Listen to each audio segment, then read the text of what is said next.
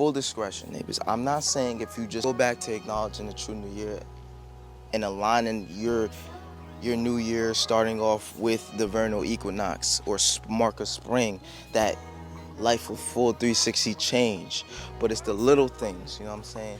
At the end of the day, you still gotta put one foot in front of the other. You still gotta act. You gotta follow those words with action. You gotta follow those prayers with action. You still gotta make the right decisions. You still gotta choose to not be around that same crowd. You feel me? You gotta choose to be in those rooms that you're not used to being in. No matter how weird you feel, you gotta choose to not eat that bullshit. You gotta choose to not pick up that bottle.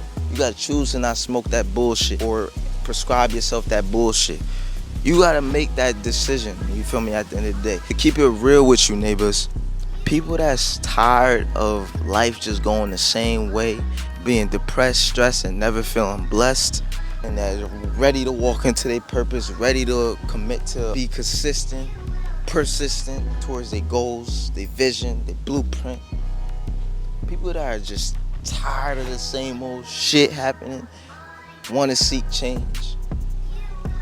It doesn't matter what time of the year, they gonna get to it and they gonna stay at it. The people last year that committed to change, they still on that pathway, that journey of change. You know what I'm saying? The people that committed to it 2 years ago, they still on that pathway of change till this day. At the end of the day, you gotta commit to it. It doesn't matter what time of the year. If you fed up with the way your life is going, you tired of not illuminating your light, walking in your light, walking in your purpose, you gonna get to it. It doesn't matter what time of the year it is. You know what I'm saying? But I just want you guys to know that we've been fooled out of being aligned with God and with nature.